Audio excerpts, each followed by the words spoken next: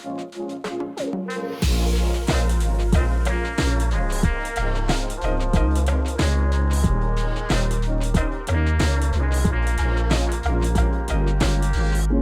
tänud. Sissejuhatuseks mehitamata lennundus ehk droonitehnoloogiad, et turg on täna tänu sellele, mis toimub nagu meil ümberringi, on tegelikult saanud valmis mehitamata lennunduse jaoks. Ja kui hinnata nagu Euroopa turumahtu, siis täna on 2023 aasta maht on 12 miljardit eurot. Kui me räägime globaalselt, siis see numbrid on 30 miljardit eurot. Kui me vaatame, mis oli 2023 aasta Eesti ettevõtete käive, siis see oli 60 miljonit eurot. Et hinnanguliselt räägitakse, et prognoosi järgi on nagu turukasv 18% aastas. Et numbrid on selle järgi nagu ilusad, aga nüüd on küsimus, et mis probleemi me lahendame. Et selleks, et seda välja tuua, ma näitan viimase 1-2 kuu jooksul meil meediast läbi käinud artiklite pealkirju ja lisan nende juurde märksõnu. Navigatsioon. Lisan siia juurde võib-olla näiteks Finnairi Helsingi-Tartu lennud. Side. Toodete industrialiseerimine. Tehnoloogiline võidujooks. Arenduskeskused. Need artiklid toovad igapäevaselt välja 5 väga olulist teemat, mis on olulised meie ettevõtetele ja samuti riigi jaoks. Nende väljakutsetega toime tulemiseks me plaanime rajada 2 üksteist võimendavat tegevust. Teadusarendus ja neid toetavad laborid. Teadusarendustegevustes plaanime keskenduda 6 valdkonnale. Esimene neist on andmed. Andmed tähendab tegelikult seda, et sensorid, AI, andmetöötlus, andmete väärindamine, kuidas nende andmete pealt töödelda nii, et nende pealt saaks teha järgmisi uusi otsuseid.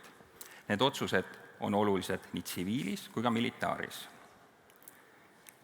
Side ja navigatsioon, turvalised sidelahendused, nii kogutud andmete edastamiseks kui ka lennusõiduki juhtimiseks. Mõlemas on ääretult oluline teema. Navigatsioonilahendused, kuidas navigeerida ilma satelliitsideta. 3. teadusarendussuund oleks juhtsüsteemid. Mehitamata süsteemide vastased meetmed, see tähendaks radarid, tuvastuslaserid. 5. oleks platvormiarendus, mis hõlmaks lennufüüsika, materjalid, energiakandjad. Ja 6. industrialiseerimine. Industriaalne tähendab seda, et kui on toode ja tootmise ettevalmistamine suurte koguste kvaliteetseks tootmiseks. Laborid on vajalikud, et testida tooteid ja veenduda nende korrektses toimimises. Labori võimekusena plaanime pakkuda simulatsioone ja keskkonnateste, komponentide ja alamsüsteemide teste, EMC sertifitseeritud labor ja testid suure raadiosagedusliku müra korral. Toodete sertifitseerimiseks alamkomponente testid, mis aitaks meie ettevõtteil C-märgist lihtsamini jõuda. Meiega avaneb 2 suurt võimalust kasutajatele ja tellijatele. Suurtellimustel tagada toodete püsiv kvaliteet ja vajadusel suured tootmismahud. Teine, hilisemalt hinnata saabunud toodete kvaliteeti, kas see vastab algselt lähtestatud ülesannetele. Need on päris probleemid, mida me saame lahendada meie teadlastega ja meie laboritega. Metroserti ambitsioon on olla riigi kompetentsikeskus mehitamata lennunduse valdkonnas. Tänan. Ja palun nüüd lavale absoluutse tippeksperdi mehitamata lennundusalal Sten Reimanni.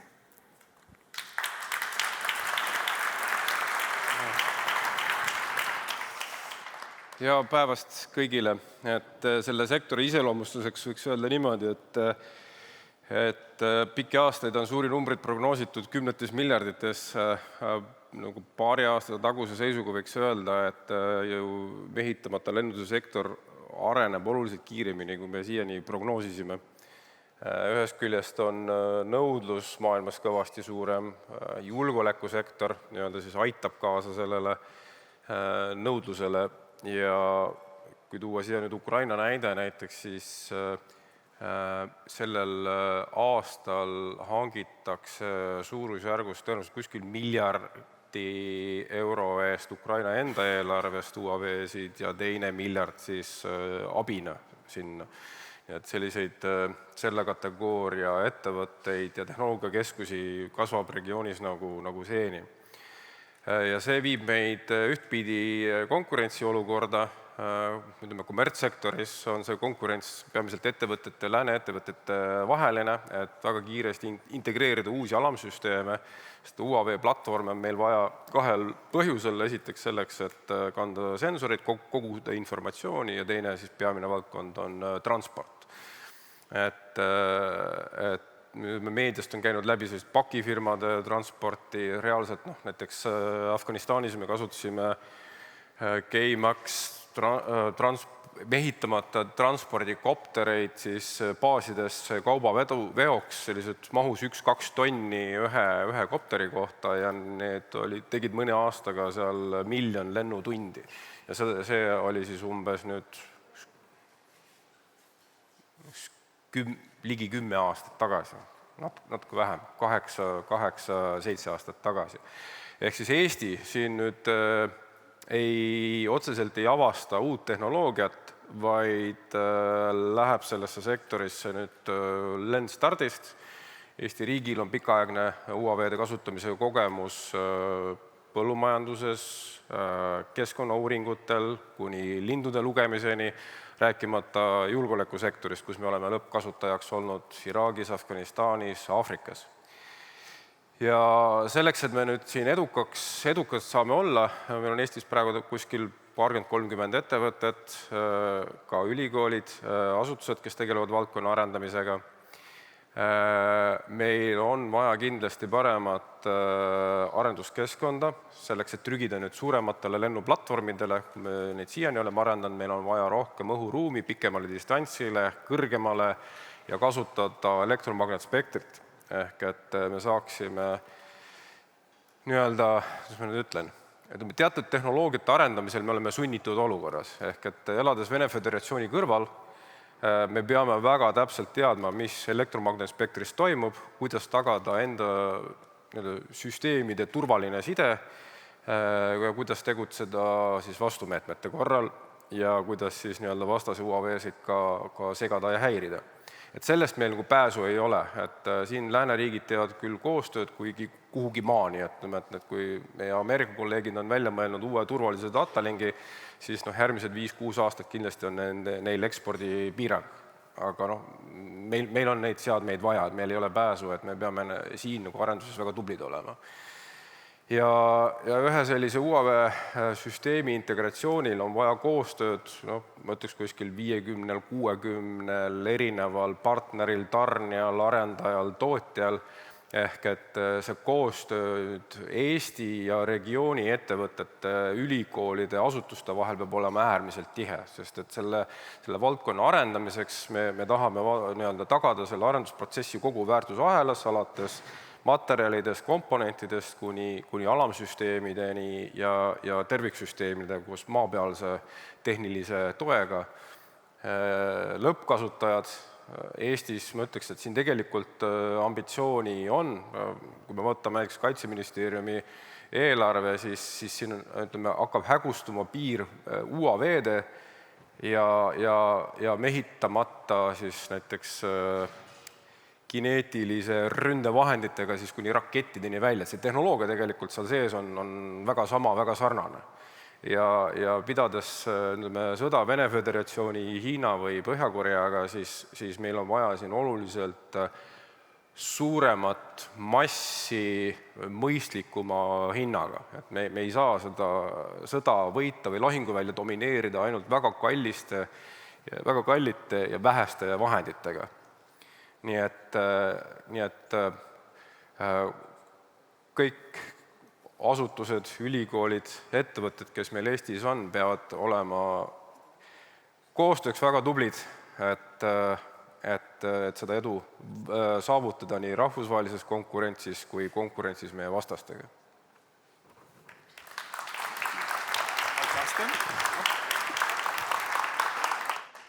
Lavalt põgenemine on saanud traditsiooniks, väga hea.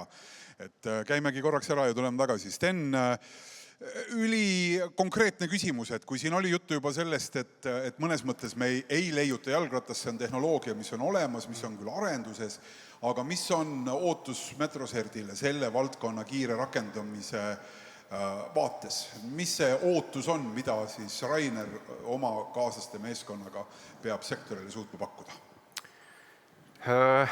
Meil on, ütleme, et rahvusvahelises konkurentsis olla tugev ja sõjas mitte teiseks jääda, meil on vaja tugevaid ülikoole oma teadus- ja arendussuundadega, kelle perspektiiv on natuke pikem, ettevõtete perspektiiv on suhteliselt lühike selleks, et ellu jääda, sest raha tuleb ainult kliendilt ja Metroserdi rukk täidab nüüd vahepeal päris olulist sellist ajalist ja kredibiilset mõõdet, kus meil on vaja tegelikult arenduskeskkonda lendamiseks, testimiseks, kui ettevõtted investeerivad väiksemaid summasid näiteks keskkonnatestidesse, aga sa selles väärtusahelas tahad edasi minna suuremat, siis ka müügis, siis meil on vaja sertifitseeritud testimisvahendeid, sest kahjuks nii julgeolekusektor kui kommertssektor läänes on väga bürokraatlik ja ütleme, ruki roll